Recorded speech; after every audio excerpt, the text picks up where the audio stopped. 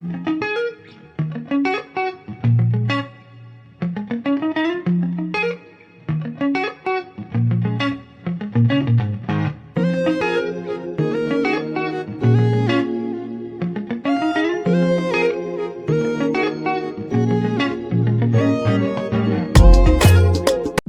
guys, balik lagi sama aku. Di video kali ini masih seputar gimana caranya aku packing. Cuma video kali ini aku mau bikin how I pack for giveaway. Tapi di video kali ini aku mau banyak cerita tentang kehidupan seputar aku buka usaha sampai 3 tahun ini. Buat kalian yang pengen tahu apa usahanya, tonton sampai selesai ya. Semoga videonya bisa bermanfaat, bisa menginspirasi kalian buat buka usaha. Sebelum cerita, aku mau kasih tahu dulu bahan-bahannya yang aku pakai. Di sini ada stiker, kartu nama, dan handcard yang aku edit di aplikasi Canva. Terus aku cetak di tempat percetakan. Di sini juga ada kardus, kertas tisu, kertas Samson, sama tali goni dan pita. Jangan lupa barang terakhir, barang yang mau kalian packing. Di sini aku mau bikin 30 hampers, ada kolor sama macam-macam hijab. Nggak lupa juga di sini aku kasih gift kayak masker sama ikat rambut. Ya udah, kita lanjut aja ceritanya. Tapi mohon maaf sebelumnya kalau misalnya ceritanya rada pabelit, soalnya aku nggak bisa bahasa baku. Jadi selain cerita, di sini juga mungkin kayak beberapa tips gitu ya, gimana caranya mulai buka usaha. Jadi yang pertama itu kalian harus punya tekad, keberanian, sama ambisi. Namanya setiap usaha itu pasti ada luka-liku kehidupannya. Jadi di sini aku mau cerita sedikit. Awal mulai cerita kehidupan yang sebenarnya, menurut aku mulai dari lulus SD. Jadi dimana setelah lulus SD, aku dimasukin pondok karena keinginan orang tua aku. Tapi aku gak bisa bertahan lama karena aku gak betah, dan akhirnya aku mutusin buat keluar secara tidak baik. Dan kalian pasti tahu dong gimana rasanya. Ya pasti rasanya orang tua kecewa. Selain kecewa juga, ya pastinya marah besar. Tapi marah besarnya mereka itu diem. Jadi yang bikin serba salah. Kalian bayangin aja. Nah, lagi-lagi nggak berhenti di situ, karena orang tua aku nggak mau lihat aku cuma diem di rumah aja. Akhirnya mereka masukin aku buat sekolah. Tapi apa yang terjadi? Lagi-lagi aku mutusin buat berhenti sekolah. Yang pastinya ngelihat kelakuan aku kayak gini, pastinya orang tua putus asa karena ngelihat kelakuan aku. Nah, mulai dari situ aku lumayan rada nyesel sih. Ya karena apa? Aku nggak ada aktivitas lain selain aku diem di rumah, bebersih sama yang lain-lain. Terus di situ juga semenjak aku udah ngelakuin semuanya, kayak apa yang aku mau itu nggak pernah keturut-turutin.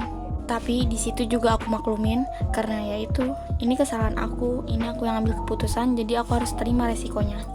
Nah, ini cerita awalnya, tapi masih belum selesai gimana caranya aku buka usaha. Pokoknya kalian ini tuh jangan kalian tiru, pokoknya cukup cerita kehidupan aku aja. Kali aja kalian bisa lebih sukses dari aku dengan cara yang lain.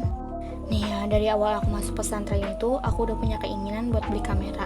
Ya karena apa? Jalan satu-satunya aku bisa menuhin keinginan aku itu cuma dari ngikutin kemauan mereka. Tapi aku gagal, dan bodohnya lagi, niatnya gak baik. Aku malah ngelakuin hal konyol karena di benak aku waktu itu cuma hanya keinginan aku yang terpenuhi dan uang banyak. Emang bego banget, udah mata duitan gue teh. Dulu niat gue pengen punya usaha juga melenceng. Dulu tuh niatnya ya buat main-main doang, bukan karena buat usaha. Tapi di situ aku cuma baru keinginan doang. Karena aku tahu pasti ngewujudinnya itu susah banget, apalagi setelah aku ngelakuin hal bodoh. Terus di situ juga aku belum sempat minta beliin karena aku tahu semenjak aku ngelakuin yang bikin orang tua kecewa, ya udah mereka jadi males-malesan buat apa yang aku minta nggak pernah diturutin. Nggak lama akhirnya aku nyoba buat bilang, karena saking muaknya aku punya keinginan terus terngiang-ngiang, nggak pernah bisa kesampaian. Terus akhirnya aku coba bilang. Waktu pas bilang itu aku udah meyakinkan bahwa si barang yang mau aku beli ini tujuannya baik, aku pakai buat usaha walaupun baru 1 biji. Tapi apa tanggapan mereka? Mereka bilang, buat apa beli kayak gituan, gak bakal berguna. Ini tanggapan pertama yang bikin aku lebih semangat. Di situ juga semua saksi hidup banyak. Teman-teman aku juga ngedengar semua kata-kata apa yang mereka omongin. Di situ aku nggak kecewa, cuma sedih aja karena perkataan mereka yang bisa jadi motivasi buat aku lebih semangat.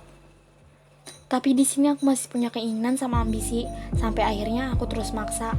Aku yakinin mereka kalau barang yang aku pengen ini bisa membuahkan hasil uang. Tapi mereka tetap gak pengen kasih aku barang itu, entah karena mereka gak punya uang atau gimana. Ya intinya kan bisa gak harus memutuskan semangat anaknya.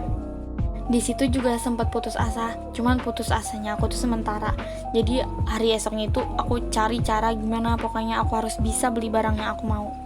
Pada akhirnya aku bertekad dan berambisi lagi buat beli barang itu secara sendiri dengan cara pakai uang jajan aku. Entah deh, kalian bayangin aja, uang jajan 5.000 aku kumpulin saking pengennya punya barang itu. Aku coba tahan buat selalu nggak jajan, dan pada akhirnya aku bisa bertahan kumpulin uang itu selama 3 bulan. Tapi hasilnya cuma nihil, aku nggak bisa dapet banyak. Di situ udah mulai sedikit pasrah, cuman di situ mikir lagi, ini bulan suci Ramadan. Aku punya harapan kalau Idul Fitri nanti pasti banyak yang kasih uang. Memang bodoh banget, otak aku tuh isinya cuma uang. Tapi alhamdulillah banget aku bisa beli kamera walaupun budget cuma 1 juta. Tapi lagi-lagi keinginan aku belum bisa terpenuhi semuanya. Aku kayak ketipu gitu sama abang tokonya. Aku nggak bisa beli DSLR karena uang yang aku punya itu belum cukup. Ya udah, akhirnya aku beli barang yang menurut abangnya bagus. Akhirnya aku turutin. Jadi barang yang dia kasih itu action cam yang ukurannya kecil banget kayak korek api. Dia kasih harga 750.000 pas aku di rumah dan aku nggak suka sama kameranya. So di situ makin putus asa lagi karena tahu kamera yang aku beli itu harganya cuma sekitar 500 ribuan. Yalah, aku kayak ngerasa dibodohin banget di situ. Ya pastinya sempat putus asa lagi. Aku harus nyari uang kemana buat nambah-nambahin beli DSLR. Karena ya 750.000 ke 500.000 itu bagi aku lumayan banget. Tapi ceritanya nggak sampai di action cam itu. Jadi aku terus buat kumpulin uang biar gimana caranya aku bisa beli kamera DSLR. Aku kumpulin lagi semua uang-uang yang aku punya. Setelah aku kumpulin itu semua uang, akhirnya aku mutusin buat balik lagi ke toko yang kemarin aku beli. Akhirnya di toko itu aku tukar tambah dari kamera action cam sama uang sekitar 1 juta. Akhirnya aku dapat kamera DSLR 1000D. Padahal itu EOS-nya masih rendah banget, tapi di situ sumpah aku seneng parah. Apalagi aku setiap kesana selalu perjuangan banget. Aku dulu yang masih selalu ngerasa kecil waktu di umur 16 tahun itu aku ke Bogor sama teman-teman aku cuma buat beli kamera yang aku pengen doang. Kalian bayangin aja sih gimana perjuangannya aku harus keliling kota Bogor yang nggak tahu sama sekali jalannya, terus harus naik angkutan umum. Di posisi itu juga aku sama teman-teman aku, bukan sama orang tua aku. Pokoknya mereka superhero parah. Mereka yang tahu gimana susahnya aku, ikut-ikutan susah nyampe aku sekarang. Tips yang kedua itu kalian harus banget sabar, sama kalian harus percaya diri. Ya karena apa? Semua dimulai dari satu kamera ini. Aku di situ mulai share kamera aku via sosial media karena rental kamera zaman itu masih marak banget peminatnya. Jadi aku gampang banget banyak pelanggan. Tapi lagi-lagi di situ aku masih dikasih cobaan. Pas awal itu aku buka sewa kamera dengan harga miring banget. Ya karena apa? Ternyata kamera yang aku beli itu nggak sebagus harganya. Di hasil gambar kameranya itu ada bercak hitam banyak. Ya bisa dibilang jelek lah hasilnya. Makanya aku kasih harga miring.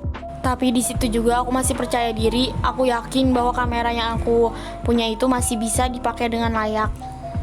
Sampai akhirnya dari kamera satu itu aku bisa ngambil keuntungan. Ya meskipun gak besar, yang penting aku bisa ngerasain hasilnya. Dan alhamdulillah banget masih dengan satu kamera itu, nazar aku yang sebelumnya pengen punya kamera akhirnya terpenuhi. Aku bisa akikah dengan hasil uang rental sewa aku. Dan alhamdulillah lagi Allah kabulin semua apa yang aku mau. Aku bisa renovasi kamar aku sendiri tanpa pakai uang mereka. Alhamdulillah banget, kunci dari kesabaran. Aku panas-panasan, aku COD, aku keliling-keliling buat nyamperin customer. Akhirnya aku bisa nambah beberapa unit kamera buat makin maju. Selain itu juga aku bisa nambah wawasan buat selalu belajar tentang kamera. Terus aku juga alhamdulillah banget sering dipanggil-panggil buat ngejep foto. Meskipun hasilnya gak seberapa, tapi alhamdulillah banget buat aku bisa memenuhi semua kebutuhan yang aku pengen. Yang lebih penting itu pertemanan aku jadi banyak ada di mana-mana. Tapi di balik kesenangan itu juga pasti ada lika-liku lagi, dimana kayak misalnya harus menghadapin kehilangan, kerusakan, budget menurun atau omset menurun. Itu tuh aku rasain selama 3 tahun ini dan aku masih kuat buat jalanin. Pokoknya kalian harus banget sabar, kuncinya mau sabar ngadepin ujian, rintangan, terus ngadepin nanti hasil-hasilnya yang udah kalian dapet. Pokoknya kalian harus banget sabar. Apalagi pas lagi pandemi gini, semua serba kekurangan. Dari usaha 3 tahun ini aku belajar banget banyak gimana caranya aku harus ngadepin semuanya, ngadepin kehidupan yang bener-bener kehidupan.